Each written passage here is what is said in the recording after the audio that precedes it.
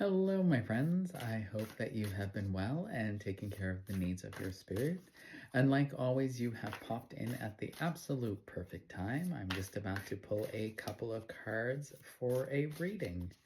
And if you do follow my social media pages, just a reminder that tickets are now on sale for all of my public talks that I'll be doing for my spiritual medium readings. So you can get them on either my Facebook page or on my website, paleki.net.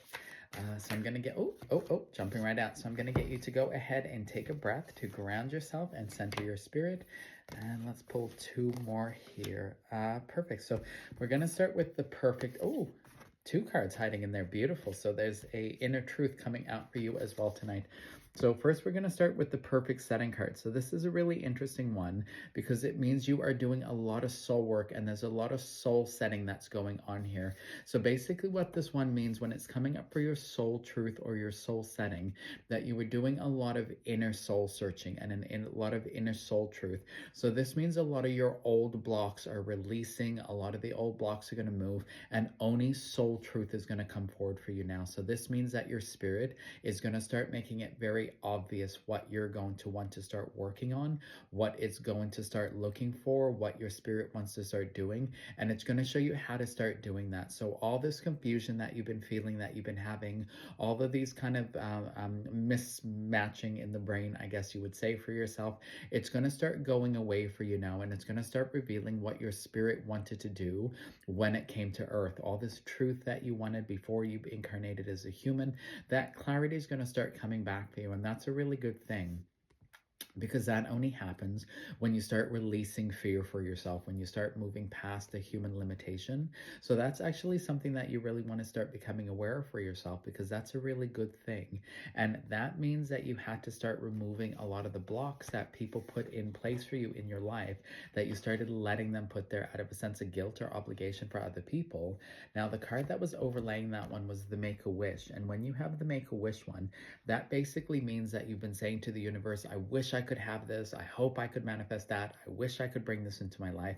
But now you're stepping away from that and you're starting to realize what you can actually manifest, because you're starting to see the truth and the power that your spirit contains. You're starting to realize again who your spirit was before you were born as a human, and the rights that you have as a spirit incarnated on earth, and what you can create for yourself. So that's actually fantastic, because it means you're returning to a spirit place and you're starting to go back in alignment with the universe, your spirit guides, those who have passed before. So you're starting to realize that you can take that help from the universe without a sense of guilt or obligation, and you can start receiving that without feeling that you have to be burdened with the sense of, what am I taking away from somebody else? You can now start going, this is my birthright, and I can receive this without feeling that I have to earn it first. So that's again something really great to take on.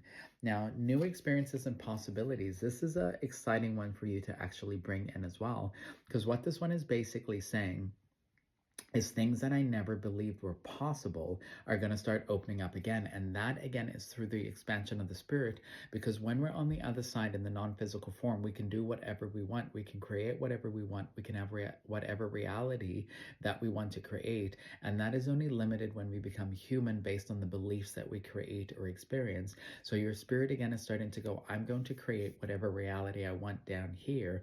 And I'm removing the blocks or limitations that I created so that I can create that life for myself, and I'm going to allow other people to experience that with me.